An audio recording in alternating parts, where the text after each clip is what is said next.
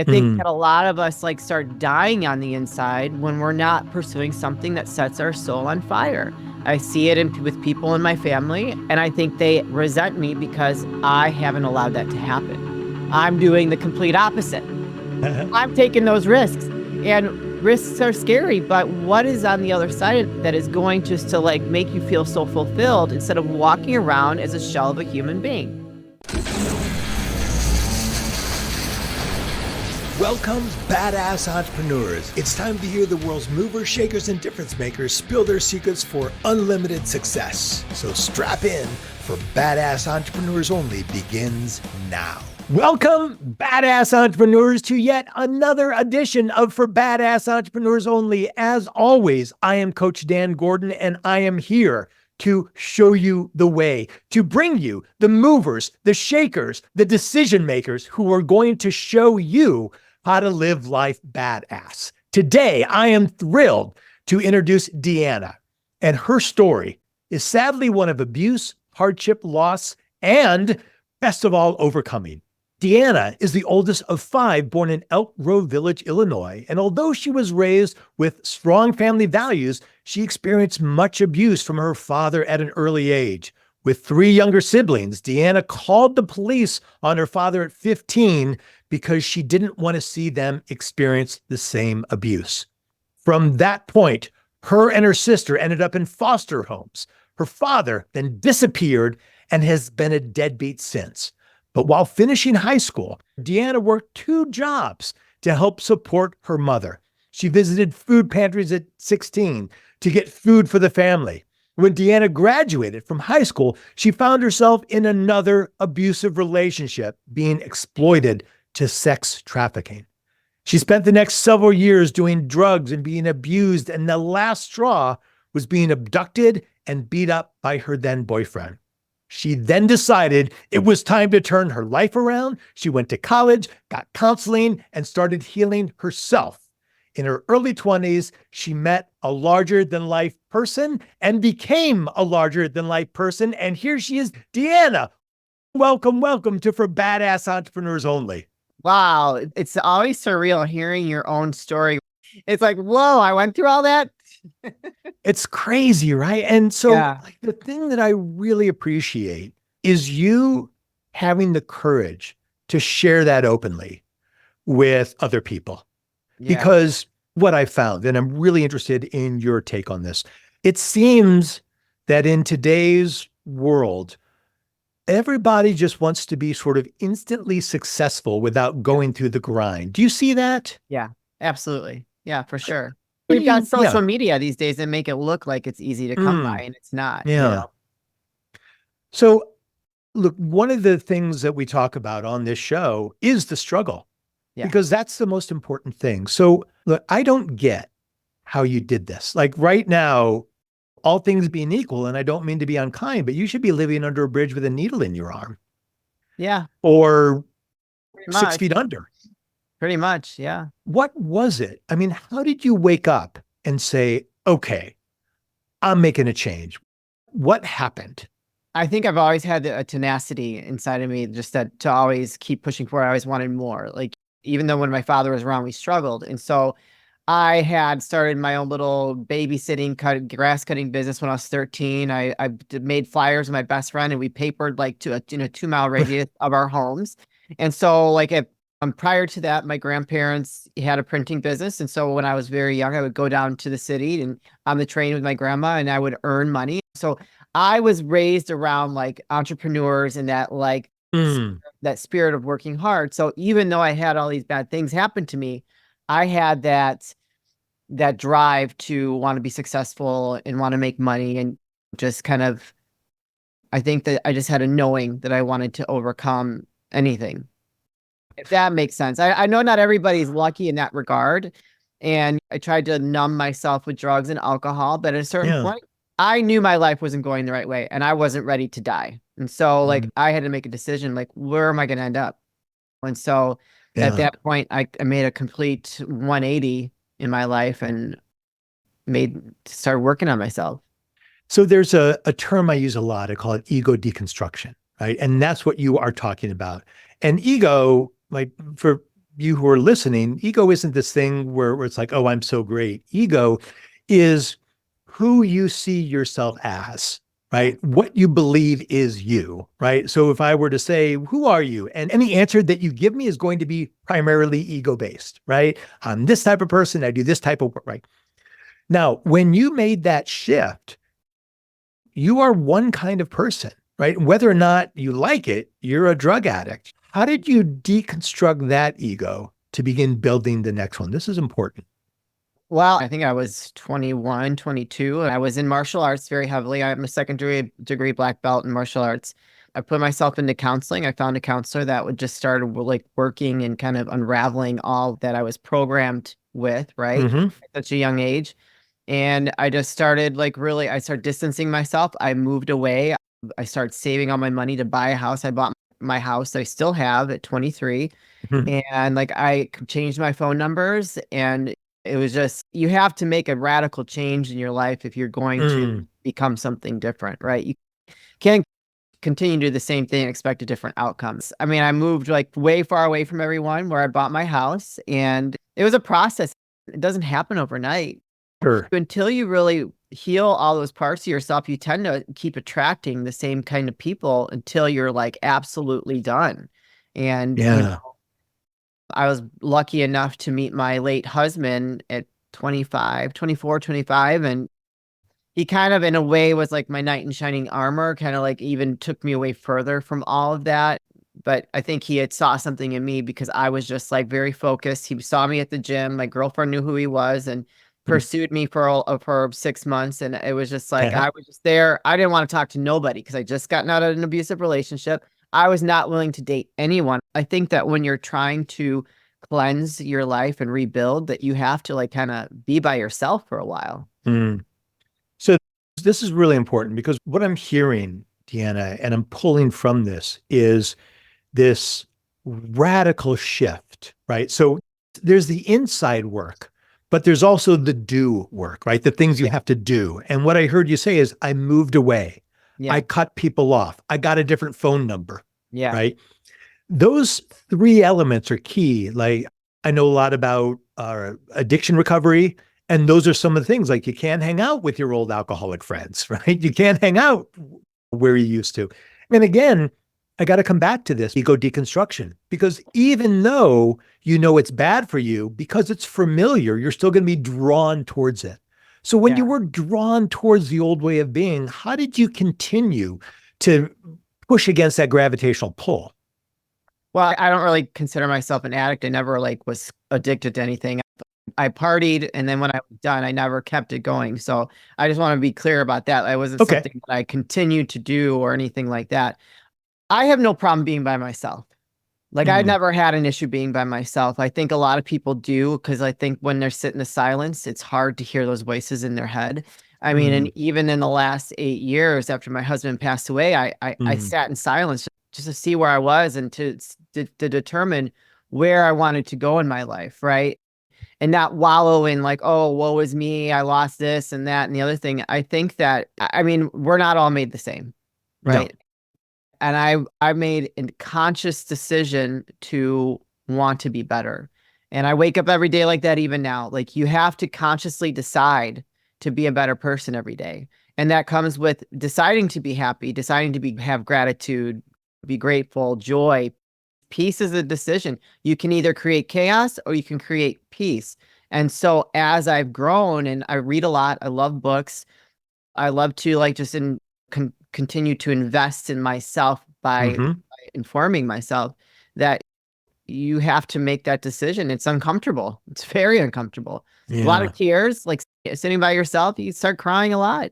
But in that pain and that release and feeling all those feelings, there's growth that happens within that. Wow. I really admire that because you allowed yourself to be in the unknown, right? This is something I share with entrepreneurs a lot. If you're focused on, well, how do I get there? You're always going to steer yourself in the wrong direction, Yeah. right? Especially when you're struggling, because when you're struggling, right, you're trying to figure out what to do. Your brain is completely off kilter. So what I heard you say is one of the do things was just spend time alone and Yeah. listen to the thoughts. Now that takes a lot of courage because some of those thoughts are pretty awful. Yeah, they are. They're no fun to deal with, but then you have to realize that those thoughts, that little man that's talking shit to you it's not reality. Mm, And as part of growing as an individual, you have to learn to shut that voice out and adopt a better way of thinking about yourself because I yeah, believe you can manifest good and bad things, right? You can sure. manifest, if you focus on the bad, more bad's going to keep happening. If you start focusing on the good and finding the good in every day, I'm an eternal optimist. Mhm. Uh, I will see the good in everything until it like probably hits me across my face. But like you have got to like start retraining your mindset, retraining the way you think. And I think that was a lot of successful entrepreneurs have learned to do because Yeah. they don't listen to that what if I fail? What if this? What if that? You can't listen to those thoughts when you're an entrepreneur. You just have to you have to make decisions on a daily basis and you have to keep pushing forward. Mm. And so when you hear those thoughts, what do you do with them? Now I have very Yeah. few negative thoughts. I mean, How about back then? Yeah. back then, you know what? I still have this habit today. Like if I get into a funk, I like to put on like affirmational type of YouTube videos or motivational type of Mm. YouTube videos because you've got to drown out that noise and plant new seeds of like goodness, right? Back then, if I felt like I was not like being able to get out of it myself, I would start reading self-help books, Mm. listening to something positive. I mean, go to the gym was a very big outlet for me. That's probably why I Yeah. was a bodybuilder for so long because I was able to go there. That was my happy place and just process Mm. all of those feelings and just like come out of it just better, smarter, more disciplined, more focused. So, yeah. Wow. And the thing I'm really listening to and listening for, Deanna, is what my audience is struggling with. Sure. And I tend to get people in my life and on my or listeners of my show who are at a bit of a crossroads, right? Yeah. They've been living life one way and they know they want to live life another way, but they don't quite know not just what to do, but how to be. Yeah. And I so appreciate what you're sharing because you're giving us both sides of that, right? You're giving us the sides of what to do, right? Yeah, go to the gym, listen to motivational things. I take action. Take Like don't action. just, right? Yeah. Don't just sit in the rut. There's almost an infinite number of things you can pour into your consciousness now, Yeah. right? Absolutely. Yeah. And so as you were doing that and as you were transforming, what were the things that you thought about in terms of you? Back then, what I want my life to look like. Where do I want to Mm, end up? I don't want to repeat old patterns. I don't want to attract another abusive man. I mean, I want success. yeah. It's like the things that just, and I manifested pretty much the life that I wanted. My late husband, we had lived in the mansion. I flew private. I had the Mercedes, the Ferrari, motorcycle, all the things. Although I worked my ass off. I mean, all we did was work, Yeah. but I did live this very big lifestyle. Would I ever want to do that again? No, I would not. Mm. It's not what it's cracked up to be. But I completely transformed my life and went on a way different path than that I was on previously. And so where are you now, Deanna? What are you doing? Where am I now? Well, Coach Dan, let me tell you. Well, I am a podcaster. My Yeah. podcast is my business. I've started it in 2019 as a passion project, and it's grown significantly since then, and it has not stopped. And I think that you and I are both in a good spot right now, being having podcasts. Yeah.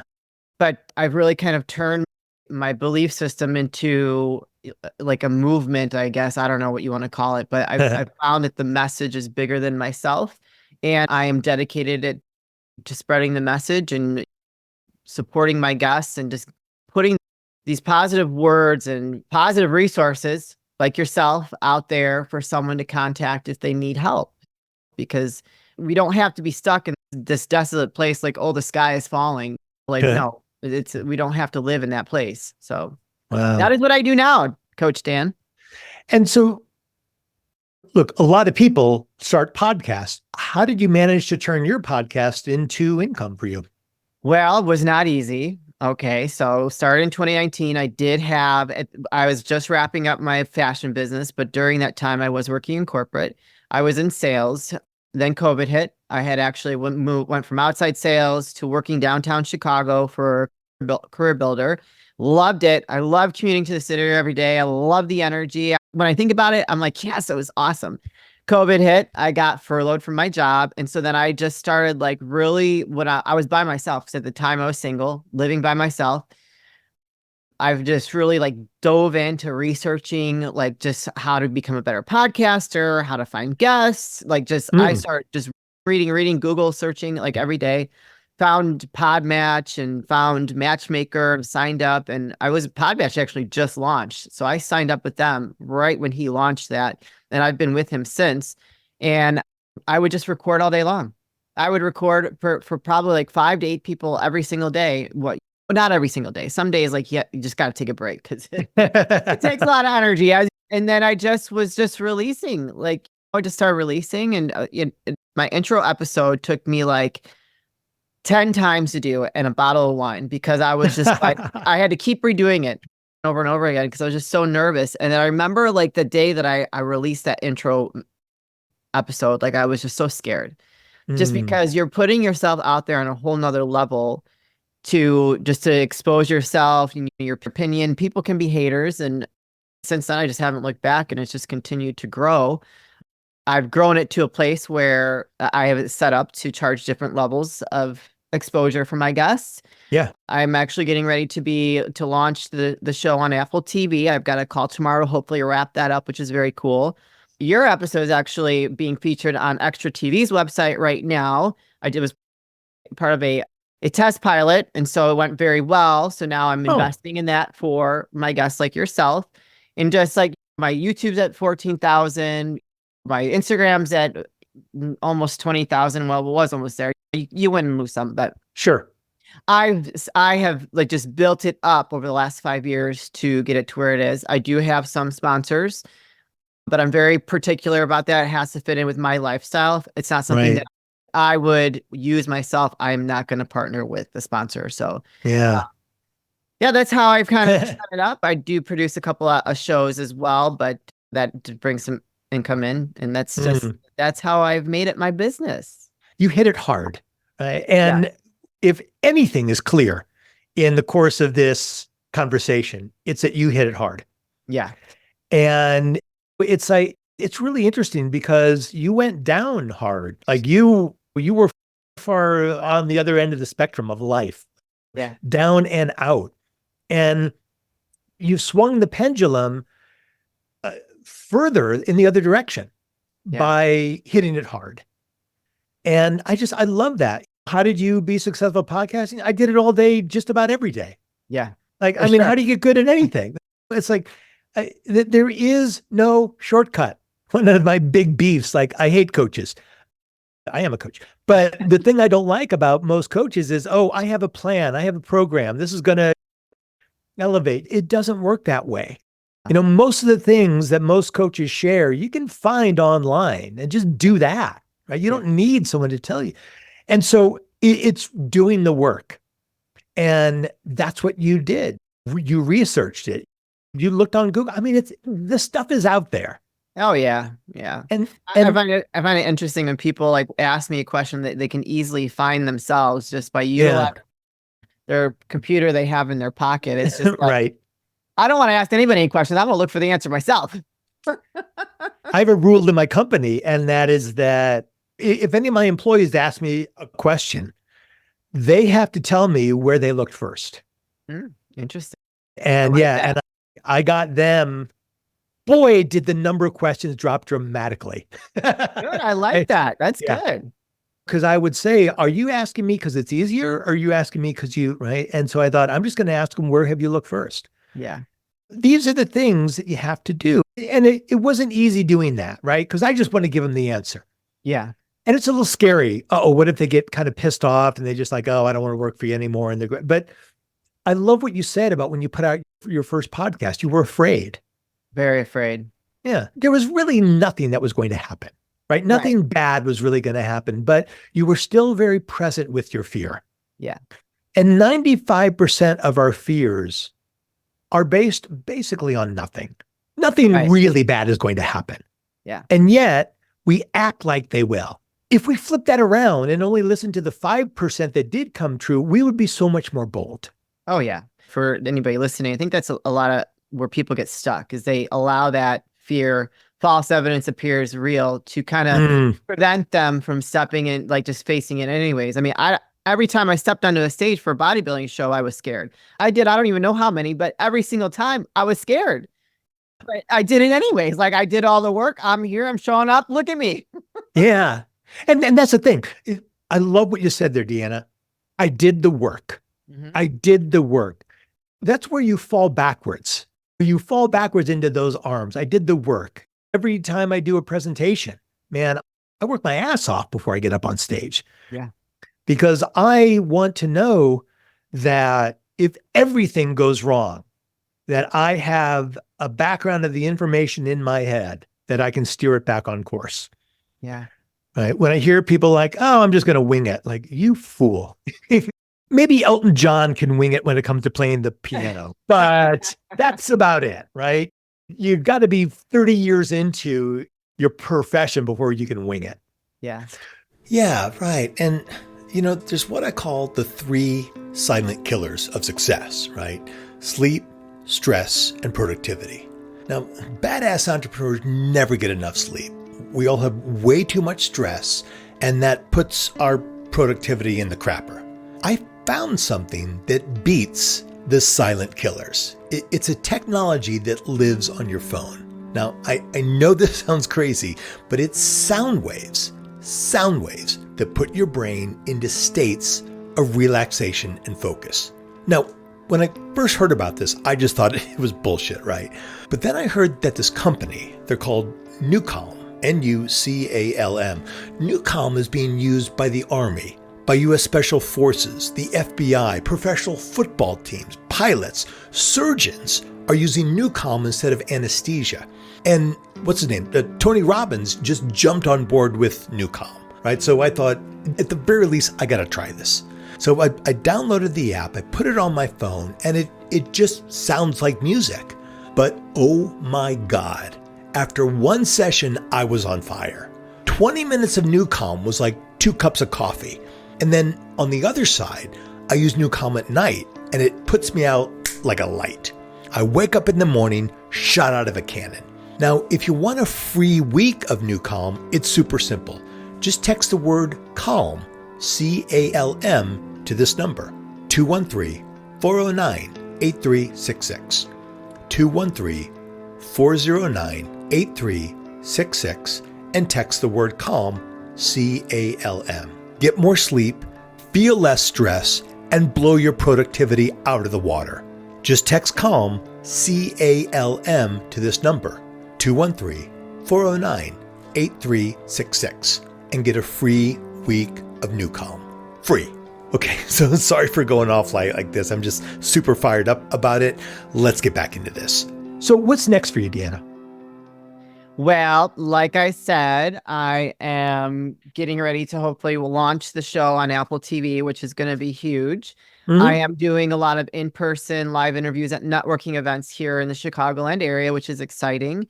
My next thing that I really would like to start doing is becoming more of a speaker and maybe talking a little bit about my message, but I don't know how to formulate yet that would be appealing to different organizations, but I'm getting there. I'm thinking about it. The wheels are turning in my head, and I'm sure when the time is right, it will happen.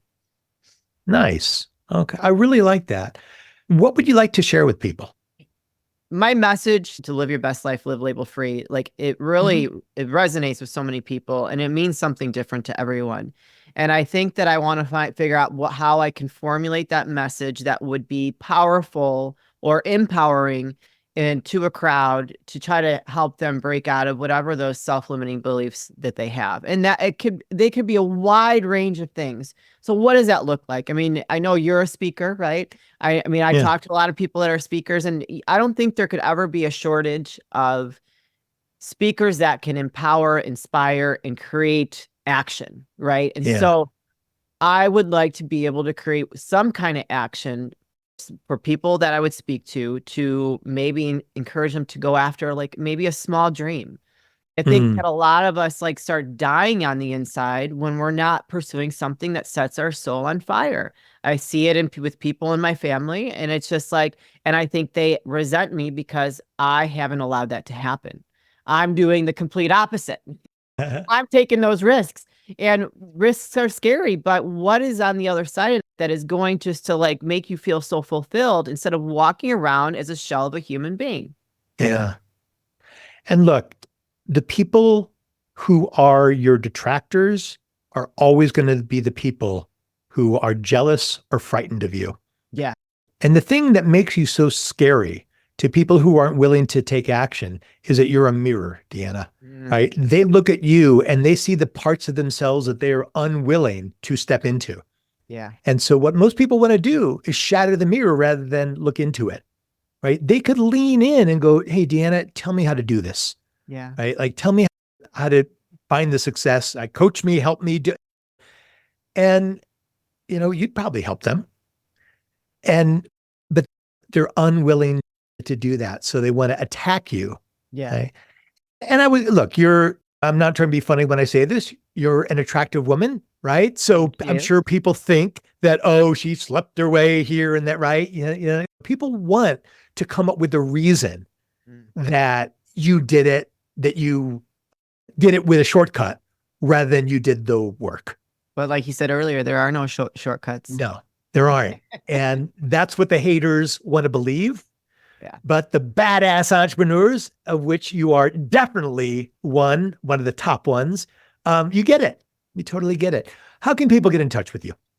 I'm on everything, Coach Dan. Instagram, Facebook, website, Label Free Podcast. Just you can Google search, it'll pop up everywhere.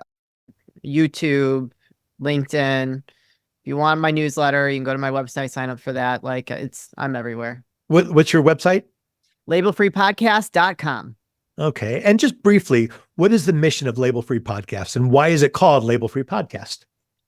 I want to encourage and inspire people to step outside of the box and don't let any self-limiting beliefs hold them back. Whatever it is that you are possibly being driven to do, take a step in that direction. It's not as scary as you think. Life is very short. Watching my husband lose his battle with life was life-altering for me to realize how little time we have on this earth. And you don't want to be in your 60s, 70s and look back and say, I wish I could have, or I would have, could have. You don't have, seize the day. Take life by its horns and just go after it. Like you have nothing to lose. That's so beautiful. I mean, what a great way to wrap this up. Deanna, thank you. Thank you. Thank you for being on for Badass Entrepreneurs Only. It's been such a treat. And please, everybody, go to Label Free Podcast and check out her show. You will love it. Thanks, Deanna. Thank you. Hey, one last thing. If you're feeling stuck in business life, wherever, download my book, Jumping the Gap, Kill Your Story and Take Action. In this book, you'll see how the stories that you tell yourself are stopping yourself from living your greatest life. Just text the word GAP, G-A-P, to this number, 213-409-8366. 213-409-8366, and text the word GAP. It's a short read, it's fun, it's easy, and if you hate reading like I do, you can grab the audiobook. It's at that same link. Just text the word GAP, G-A-P, to 213-409-8366. You'll love it. All right, that's it. Go out there and be badass today.